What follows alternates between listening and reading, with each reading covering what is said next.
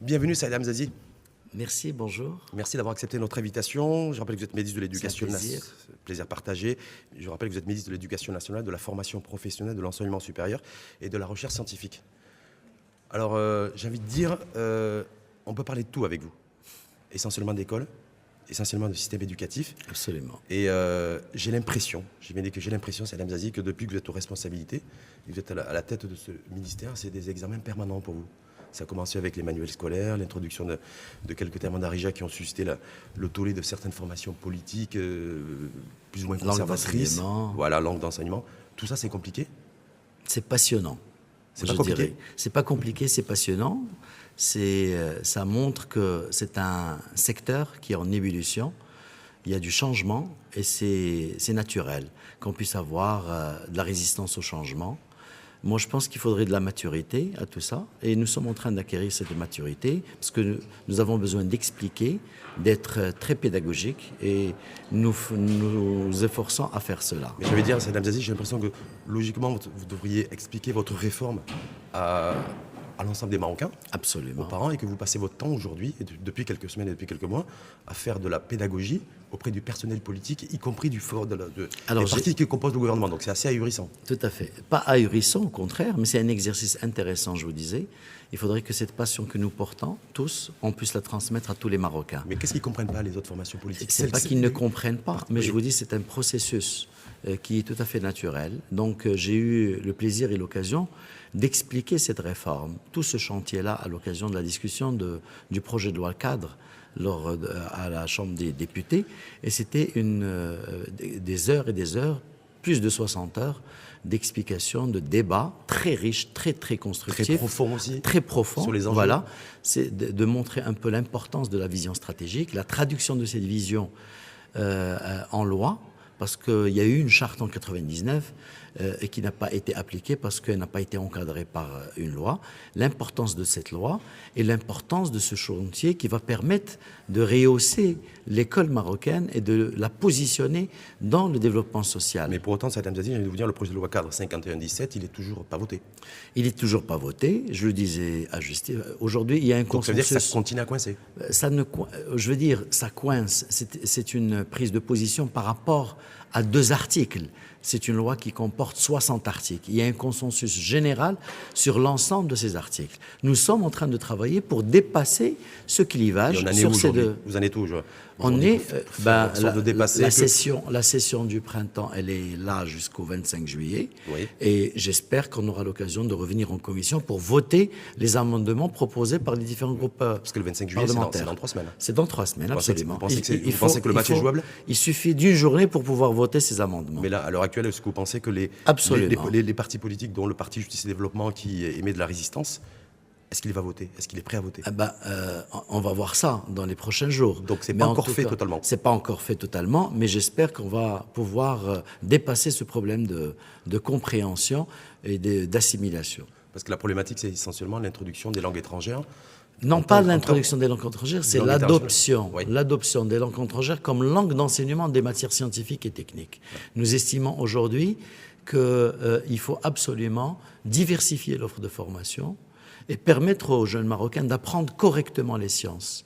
Et donc aujourd'hui, les résultats, il y a une véritable fracture linguistique entre le secondaire et le supérieur, dans la mesure où la langue d'enseignement des sciences à l'université sont en français ou en anglais, il faudrait que la langue d'enseignement soit pareille au niveau du secondaire. Et lorsqu'on vous dit que de toute façon il ne faut pas y toucher parce que c'est une question de sacralité, d'identité nationale, parce que c'est ça en fait qui bloque. Le débat était ramené à... Non, au début l'approche... Ouais. Non, absolument pas. Je pense qu'on a dépassé ce... C'est pour ça que je vous dis, il fallait un peu de temps. Tout ça c'est réglé. Tout ça est réglé. Aujourd'hui, nous sommes tous marocains, nous sommes tous musulmans, et donc il n'y a pas de problème d'identité sur cette question-là. Il y avait un clivage défendu par un idéologique, mais je pense que nous sommes en train de le démystifier parce que aujourd'hui la Constitution a fait la part des choses. Elle a donné la primauté à la langue arabe et la langue amazigh en tant que langue officielle, mais en même temps, elle a donné une importance capitale aux langues étrangères. Sachant que l'école doit être dissociée peut-être de la Constitution également. Non, mais je veux dire, le problème de langue officielle ou pas n'est pas posé parce qu'aujourd'hui, cette même loi, elle consacre une place importante à la langue arabe. Mais pour les matières scientifiques, aujourd'hui, on dit que le meilleur moyen de faire, c'est qu'il n'y ait pas de différence entre son enseignement au secondaire et au supérieur. Et ceux qui craignent que vous généralisiez en fait l'enseignement en langue internationale, parce que c'est la langue internationale qui vont servir de langue d'enseignement au collège, au lycée, ensuite dans un deuxième et troisième temps. C'est peut-être ça que certains appréhendent. Oui, mais aujourd'hui, rien ne m'empêche de le faire, parce que l'expérience internationale des bacs, l'expérience des bacs internationaux a été vraiment édifiante. Aujourd'hui, le pourcentage de réussite au baccalauréat dépasse les 95%, alors qu'il est de 65% pour le bac normal. Et donc, le fait de proposer ce modèle à tous les Marocains, c'est d'abord à leur demande, parce que c'est eux qui demandent que leurs enfants puissent accéder à l'enseignement des sciences par les langues étrangères, et puis rien ne l'interdit, parce qu'il n'y a pas de loi d'arabisation. Et vous leur avez dit aussi qu'il y a eu des urgences aussi, l'horloge économique, l'horloge sociale. Absolument. Et puis aujourd'hui, il est clair que le recruteur, il va choisir des profils qui ont une maîtrise et une compétence en langue étrangère. 70% de ces recruteurs demandent le français. Et le français aujourd'hui, pour le Maroc, est un avantage comparatif quand on voit le nombre d'investissements qu'il y a. Mais également l'anglais qui est en train de prendre l'ampleur. Surtout qu'on est en concurrence directe avec des pays africains qui sont francophones. Le Sénégal, la Côte d'Ivoire, etc. Et comme le Maroc aujourd'hui, il a un leadership africain, il constitue un véritable hub africain, dotant ces jeunes de ses capacités langagières à même de rehausser la compétitivité de notre pays. Et sur le restant de l'école par rapport à votre réforme aujourd'hui Sur le restant de la réforme aujourd'hui. Chantier important qui impacte forcément le capital humain et cette économie du savoir, c'est la généralisation du préscolaire. Alors l'élément fondateur et fondamental de cette réforme de l'école passe forcément par donner l'accès à tout enfant à partir de 3 ans à aller à l'école. Parce que quand on fait les évaluations au niveau de la première année primaire, il n'y a pas photo entre ceux qui ont été au préscolaire et ceux qui commencent à peine leur scolarité à partir de 6 ans. C'est prévenir les abandons scolaires et permettre une réussite dans le cursus scolaire. Est-ce qu'on peut mener les deux de concert ? Absolument. À la fois faire venir les enfants à l'école et à la fois en faire des écoliers brillants. Est-ce que c'est possible ? Tout à fait. C'est possible, c'est une réalité. En tout cas, c'est le challenge. Absolument, c'est notre challenge. Après la généralisation, et là, il faudrait saluer l'effort qui a été fait par notre nation pour arriver aujourd'hui à des taux de 99,8% au niveau primaire. Nous sommes en train d'attaquer de plein fouet la qualité. Et la qualité passe forcément par un chantier pédagogique à tous les niveaux. Méthode pédagogique, introduction de langue étrangère à partir des années précoces au niveau du primaire. C'est-à-dire commencer à apprendre l'anglais, par exemple, l'anglais, et le français. Alors aujourd'hui, l'anglais est généralisé au niveau du lycée. Il est matière obligatoire, mais non généralisé au niveau du collège. Et on va le descendre à partir de la 5e année du primaire. Le français, il démarre à partir de la 1re année du primaire. Il y a énormément de préscolaires qui proposent également ces langues étrangères. Et vous avez les enseignants qui sont parfaitement formés pour ça ? Alors, c'est un processus qui s'étale sur, disons, la construction de l'école marocaine. Sur ces bases-là, demande du taux. L'impact, les fruits, on va le voir que dans 10-15 ans. C'est-à-dire 2030 ? 2030. Et c'est pour ça qu'il y a une vision. Lorsqu'il y aura des robots, lorsqu'il y aura des... Non, justement... nous annonce justement l'arrivée massive des robots. Tout à fait. Oui. Et il y a aussi une partie, ce qu'on appelle la robotique pédagogique, qui va également contribuer à rehausser le niveau de l'éducation et de l'apprentissage. Ce que je voulais dire, c'est que ces professeurs, il faudrait les former, les accompagner, les valoriser. Vous allez les former. Non, nous sommes. Parce que j'ai dit faudrait, ça m'inquiète. Nous sommes, je veux dire, dans l'absolu. Oui. Nous sommes en train de les former. Nous avons lancé un projet important de la formation des enseignants aux langues étrangères, notamment le français et l'anglais, notamment ceux qui dispensent les disciplines non linguistiques, les mathématiques, la physique, chimie. Avec des modules spécifiques ? Avec des modules spécifiques pour pouvoir les aider, les accompagner, améliorer leur niveau linguistique. Ça veut dire que d'ici d'ici, donc il faudra attendre l'horizon 2030 pour mesurer les Alors premiers déjà, impacts 2023. de la formation des premiers Alors, nous enseignants. avons lancé un programme très riche en formation initiale de ces enseignants. Il va y avoir un renouvellement des enseignants d'ici 10 ans, 200 000, 140 000 qui vont partir et 200 000 à recruter. Parce qu'on va Donc c'est les élargir. départs à la retraite. Tout à fait. C'est pas de nouveaux emplois créés. C'est des non, nouveaux- c'est des emplois de 140 000, remplacement, en fait. 140 000 Oui. de remplacement et Oui. 60 000 de nouveaux D'accord. emplois. Parce que le réseau d'ici là, il sera beaucoup Non, parce que je plus me dis, grand. pour les finances publiques, il va falloir les payer. Il va falloir trouver Absolument. des ressources financières pour financer Tout à tout fait. ça. Mais l'État aujourd'hui Ouais. a fait un effort considérable pour rehausser le budget. On était dernière année 25%. En 2006, on était à 38 milliards de Aujourd'hui, dirhams, c'est 62, 68 milliards de 68 dirhams. Donc un effort considérable de l'État. Aujourd'hui, le plus grand investisseur dans l'éducation, c'est l'État. 70%, 20% des ménages et un peu moins de 5% les collectivités territoriales. Et donc, je disais, nous lançons un programme de formation initiale des enseignants qui est sur un nouveau modèle, Bac plus 5, dans lequel les bacheliers sont sélectionnés en post-bac et accompagnés jusqu'à l'obtention de ce sésame de devenir enseignant. Justement, sur le baccalauréat, les premiers résultats, en fait, la première session, c'est à peu près 66% de réussite Absolument. au niveau du public. Donc, non, public et privé. Public et privé, tout confondu. Absolument. Sans compter les sessions de rattrapage qui se tiennent actuellement. Tout à fait, qui ont démarré hier, aujourd'hui et demain. Quand je vois Et ce donc, taux-là, un ça veut dire score. qu'avec les sessions de rattrapage, on pourrait être à 70-75%. On va être, Inch'Allah, à au moins 75. L'année dernière, déjà, on était à 72. Donc pourquoi on va réformer l'école? Tout va bien, alhamdoulilah. Non, 80% mais- de taux de réussite au bac. Absolument. Alors, C'est- oui, mais Est-ce quand que on c'est pas voit, antinomique? non, quand on voit le nombre qui démarre la première année primaire à T0 et qui arrive au baccalauréat, ce ne sont que 14% qui ne redoublent jamais et 40% avec redoublement. Donc ce taux ne nous honore pas. Donc on veut faire beaucoup plus. Parce qu'au cours de route, il y a la scolarité obligatoire jusqu'à 15 ans. Et donc il y a énormément de départs après 15 ans. Donc nous sommes en train de travailler à réformer l'école pour avoir un Et pourcentage... réformer le baccalauréat aussi. Et réformer le baccalauréat, donc c'est un chantier... Vous allez tout réformer en fait. Absolument. Donc, pour vous, de c'est Star 3 Wars, ans l'école. à 27 ans. L'école, c'est Star Wars. C'est Parce qu'il y a Star Wars, tout- de 3 ans à 27 ans. Vous avez parlé tout à l'heure de l'employabilité aussi. Oui, Parce que le absolument. but aussi, c'est d'avoir Alors, des citoyens, des citoyens éclairés, qualifiés, intelligents, formés, intelligents. compétents, Tout à fait. disciplinés. Comme ce j'ai qu'on dit- n'a pas- ce qu'on n'a pas aujourd'hui. Non, En tout on cas, l'a. on n'a pas On suffisamment. l'a, mais On n'a pas suffisamment. Nous n'avons pas Ben, suffisamment. les diplômés restent sur le carreau, Absolument. donc, parce qu'on ne les a pas suffisamment. Oui, mais il faudrait aussi il faudrait que notre économie puisse créer un certain nombre de... C'est la faute au C'est pas secteur la privé, faute, c'est la faute à l'économie. non, c'est pas la faute. C'est une tendance, c'est une situation économique. C'est une croissance que nous sommes en train de faire. C'est la croissance ou c'est l'investissement public et privé, et essentiellement privé, Mais d'abord la croissance. que vous avez dénoncé d'ailleurs, je crois savoir il y a 2 jours, en disant que le secteur privé malheureusement n'investit pas dans la recherche et le Absolument. développement Tout et d'innovation suffisamment. Donc je le disais Oui. il y a un instant qu'aujourd'hui l'effort d'investissement il est porté par l'État.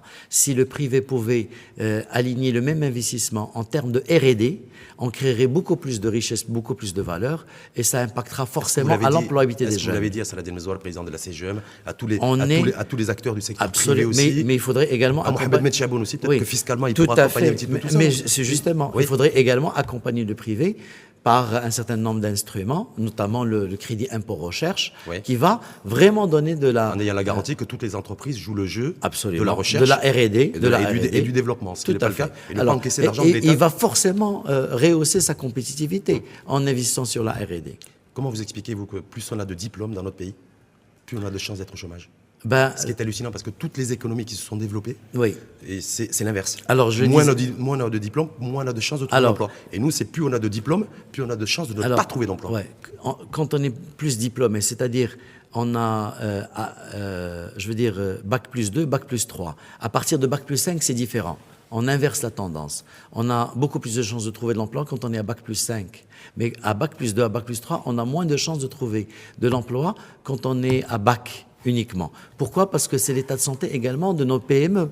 Il faut absolument que nos PME s'organisent, se structurent pour pouvoir recruter des jeunes qualifiés. Ce que ressort également, c'est l'Amzazi de la part des employeurs et des cabinets de recrutement, des chasseurs de tête, c'est qu'ils ont des profils de candidats qui ont un problème de savoir-être et de savoir-vivre. Absolument. Alors c'est pour ça que dans la nouvelle architecture pédagogique que nous mettons en place, Ouais. on met un dosage important des soft skills, donc des compétences humaines, émotionnelles, esprit critique, esprit d'équipe, positivisme, prise d'initiative, parce que ça manquait. Et ça, c'est l'enseignant qui va le porter, qui a été formé pour ça? Alors, Parce que lui, c'est avant tout des qualités intrinsèques, naturelles. Ça. C'est l'écosystème Ouais. qu'il va falloir changer. Et donc l'écosystème, l'enseignant est déterminant, son rôle est important, mais c'est également de l'accompagnement par un certain nombre d'outils, plateformes numériques, donner la possibilité à ses étudiants de se surpasser, favoriser le travail personnel et Arrêter la notation aussi, qui voilà. peut se traduire Alors, par un échec et mal vécu par l'étudiant, par tout à l'écolier. changer, au fait, les approches pédagogiques au niveau En fait, de vous allez l'université. tout révolutionner, vous. Tout révolutionner. Vous êtes l'homme C'est qui un va véritable- révolutionner le système Bah, éducatif. écoutez, Et vous l'assumez, ça? il faut... Même si on attend on attend d'avoir vos résultats, mais j'ai l'impression que vous allez tout révolutionner et que vous avez carte blanche pour ça. Nous n'avons pas, c'est pas une question de carte blanche, nous n'avons pas le choix, c'est une nécessité. Je pense qu'aujourd'hui, tous les ingrédients sont là pour pouvoir porter cette réforme. Nous avons, le système éducatif est une des priorités du gouvernement. Sa Majesté, que Dieu l'assiste, porte ce projet et donc il n'y a pas un discours royal où la question de l'éducation n'est pas évoquée. Alors qu'attendons-nous pour mener cette réforme de fond en comble? Et vous travaillez de fond en comble aussi, de fond en comble, de mano à mano avec l'OFPTT, la formation Absolument. professionnelle. Alors la toutes ces formation choses-là, parce qu'on a professionnelle, pris beaucoup de également. retard aussi à ce niveau-là. Tout à fait. La formation Il y a l'école professionnelle. et puis il y a la formation Tout professionnelle. à fait. Alors, ce qui est important, c'est de créer une articulation entre les différents départements, éducation, formation professionnelle, enseignement supérieur. Et c'est pour ça que nous sommes en train de mettre en place un véritable système d'orientation pour que les élèves, en fonction de leurs capacités et leurs compétences, puissent aller là où ils veulent et que ça soit pas une orientation d'échec, souvent Ou une orientation mal perçue forcée, ou forcée. Et donc, le chantier formation professionnelle, il est fondateur, il est fondamental, dans la mesure où aujourd'hui, malheureusement, beaucoup de bacheliers vont à l'enseignement supérieur et pas à la formation professionnelle. Par défaut. Par défaut. Donc, on a 75%, 25%. Il faut absolument inverser cette tendance et aller vers 60-40, de telle manière à ce qu'on qualifie ces jeunes et on leur donne la possibilité d'impacter sur la continuité des entreprises. Dernier, parce qu'on parlait tout à l'heure des enseignants, il y avait toute une polémique aussi avec les enseignants stagiaires qui résistaient, qui ne voulaient pas, pour des raisons de statut, accepter les conditions que vous proposiez pour enseigner. Alors, nous sommes en train... Où est-ce qu'on en est à ce niveau-là? Le gouvernement, il prône la régionalisation. Un des ministères qui s'est distingué par la déconcentration, c'est l'éducation nationale, dans la mesure où la loi 0700, qui a vu le jour en 2000, a mis en place les académies régionales d'éducation et de formation en 2003. Ces académies ont leur autonomie de recrutement de ressources humaines, de budget, etc. Pour permettre de faire arriver le service public d'éducation au fin fond des montagnes, il faut absolument que ces académies puissent avoir la main de recruter des ressources des enseignants. Voilà, des enseignants de proximité. Et donc aujourd'hui, nous sommes en train d'encourager et de développer ce recrutement régional. Et donc développer une fonction publique régionale. Ouais. Aujourd'hui, ces enseignants ont regagné leur classe, ont contribué au rattrapage de tout ce qui était perdu et ont contribué également à rehausser ces résultats parce qu'il y a eu un engagement important. Qu'est-ce que vous avez fait comme concession pour leur donner un... C'est pas une question de concession. Nous sommes en train de trouver un cadre juridique à leur situation, c'est-à-dire ce statut du personnel, l'encadrer par un texte de loi. Ce sont des fonctionnaires d'État ou pas? Pas fonctionnaires d'État, fonctionnaires de l'académie, oui, mais avec un encadrement légal. Et contrat durée déterminé. Non. Fonctionnaire, ça revenait dans leur revendication, ça. Fonctionnaire régional. C'est plus un CDD ou un CDI. Il n'y a plus de contrat. On ne parle plus de contrat. C'est un fonctionnaire de l'académie, l'académie étant un établissement public et donc qui a la responsabilité d'assurer une mission publique. Donc ils travailleront dans les mêmes conditions que celui qui est enseignant à Rabat ou à Casablanca. Exactement les mêmes conditions. Pour le comprendre, c'est ça? Non, c'est pas ça. C'est aussi une histoire de maturité et de résistance naturelle qu'il a fallu dépasser. Absolument. C'est pareil pour la médecine, les étudiants en médecine. Alors la même chose. Est-ce que c'est encore d'actualité? C'est toujours d'actualité. Apparemment, il y a des éclaircies. Il y a des éclaircies. Ouais. Il y a une certaine sagesse et donc aujourd'hui, là aussi, le gouvernement donc, met en place une commission gouvernementale pour attaquer la question par différents angles. Et j'espère qu'on va aboutir à une solution qui va arranger tout le monde. Aujourd'hui, on en est à la mise en place de cette commission et on va démarrer dès la semaine prochaine. Avec la possibilité et nous organisons nos rattrapages en septembre. Donc on leur donne suffisamment de temps pour préparer dans les meilleures conditions. On ouvre également une possibilité de rattrapage des cours, des TP pendant ce mois de juillet. Et nous invitons nos étudiants à venir passer et les revendications de dire, portées par ces étudiants, de dire les étudiants en médecine du secteur privé n'ont pas le droit de candidater au même Je crois qu'on a dépassé aussi cette question. Oui. On l'a dépassé. Parce qu'aujourd'hui, on ne peut pas faire une distinction, une discrimination entre citoyens marocains du privé ou citoyens marocains du public. C'est une discrimination par l'argent?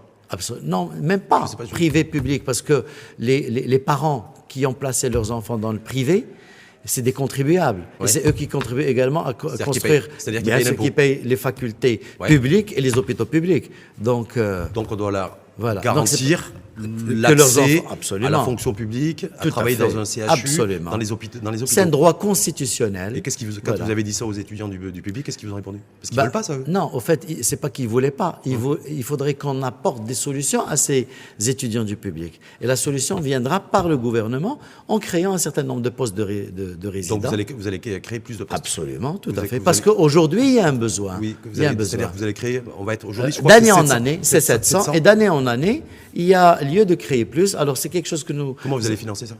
C'est l'État, encore une fois. Mais l'État, c'est nous. Oui, justement. On va le financer par l'argent du contribuable.